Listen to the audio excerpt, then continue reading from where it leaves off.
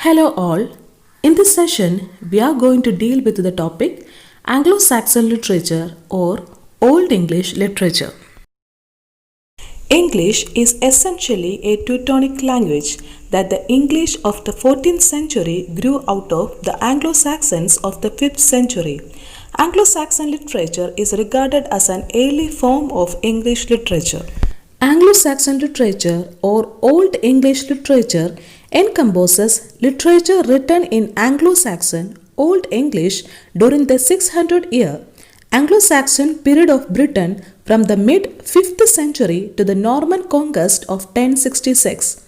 These works include genres such as epipoetry, sermons, Bible translations, legal works, chronicles, riddles, and others. Anglo-Saxon literature has gone through different periods of research. In the 19th and early 20th centuries, the focus was on the Germanic roots of English. Later, the literary merits were examined, and today the interest is with paleography questions and the physical manuscripts themselves, such as dating, place of origin, authorship, and looking at the connections between Anglo-Saxon culture and the rest of Europe in the Middle Ages. In the 5th and 6th centuries, the Angles, the Saxons, and the Jutes, commonly known as the Teutonic tribes, came to the Roman province of Britannia. These tribesmen were fierce in battle but enjoyed singing and merrymaking. The Anglo-Saxons worshipped pagan gods like earth, heaven, and powers of nature. The doings of these powers were made into mythical stories, and when a great hero arose, his story also grew into a saga. This was the origin of early unhistorical sagas. There are four major poetic manuscripts.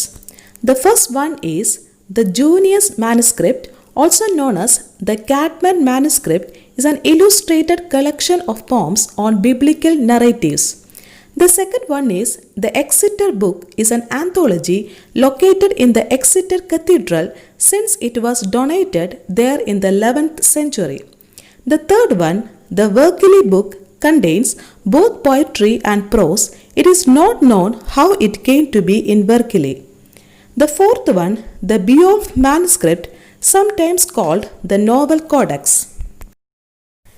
Much of this heathen poetry has been lost, and what remained were the Beowulf, the Junius, which contain the so-called Caedmonian poems, the Exeter book containing two of the signed poems of Cinulf, and the Vergili book. Anglo-Saxon poetry consists of personal and elegiac poems, war songs, riddles, and epic poems. The first significant personal poem is Widsith or The Far Wanderer. It consists of nearly 150 lines of verse in which a traveler recounts the places and the people he had visited. Widsith is believed to be very old in parts, dating back to the events in the 4th century. The Wanderer is a best elegiac poem. The Seafarer is a monologue between an angel and a young man is a notable work. The Anglo-Saxons were adventurous people, and hence their war songs contain more heathenism and no Christian gentleness. Example, the Battle of Malden.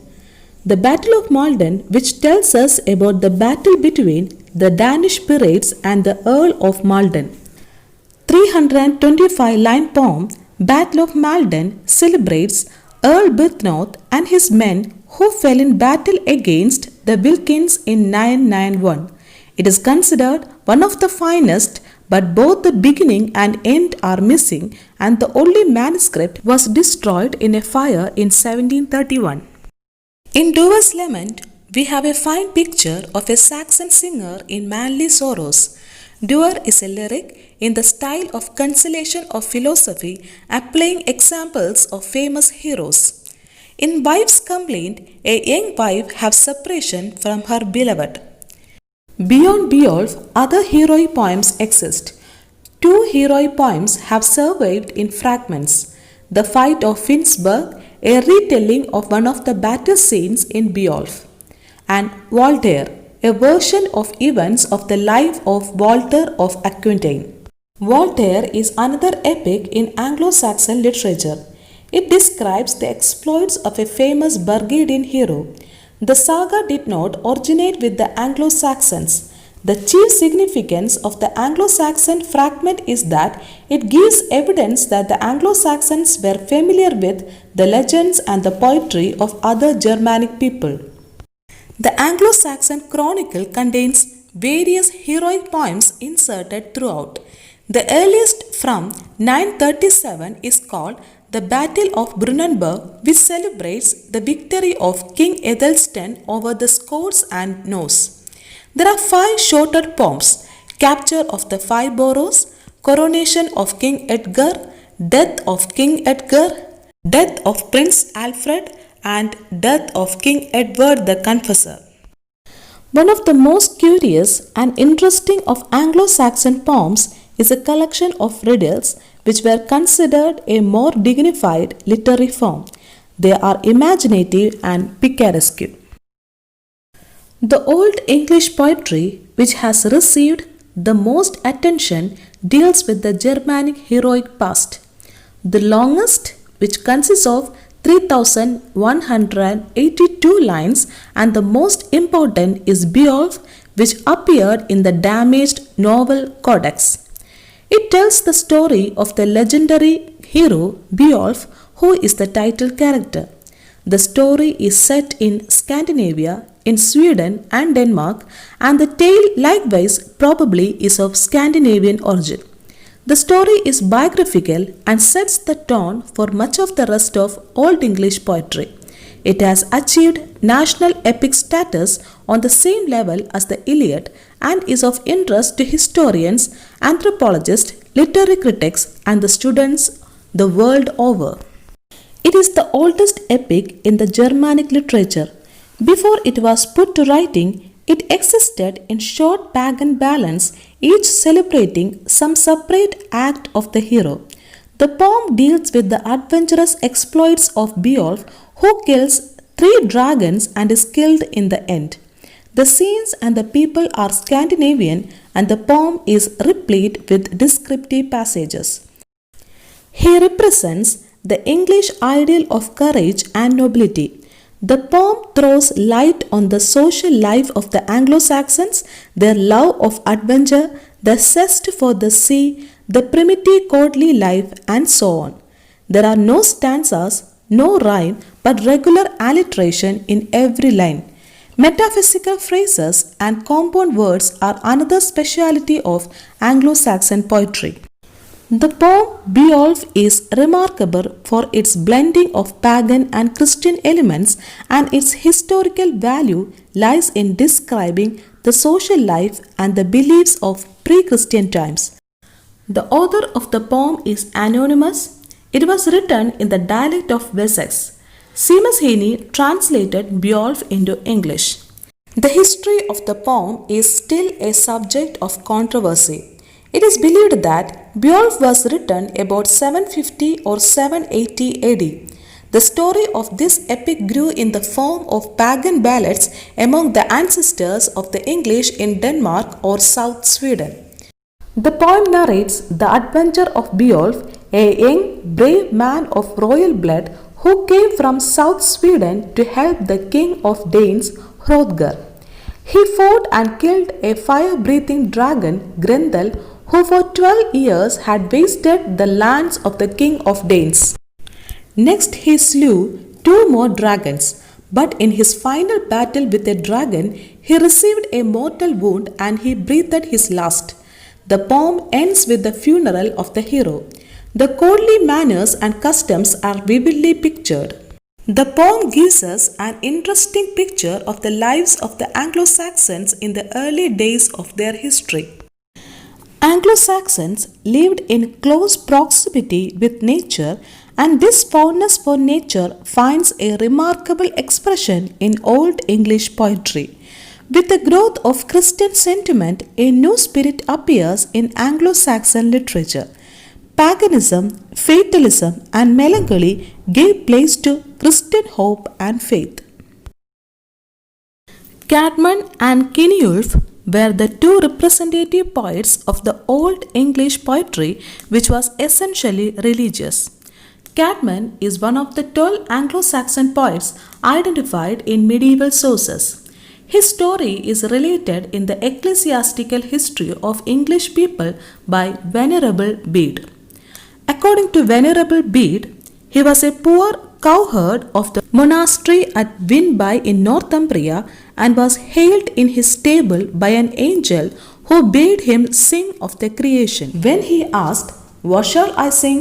the angel replied, "Sing the beginning of created things." When he woke up, he found himself a poet. Then he began to write poetry based on the scriptures. Three paraphrases of scriptures have been attributed to him. One dealing with the Genesis, the second with the Exodus, the third with the history of Daniel. Caedmon, although unlettered and with no gift of song, sang of the creation and of the glory of the Creator.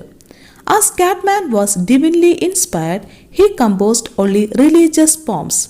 Caedmon's only non-surviving work is Caedmon's Hymn, the 9-line alliterative vernacular praise poem in honor of God, which he reportedly learned to sing in his initial dream. It is also one of the earliest recorded examples of sustained poetry in a Germanic language.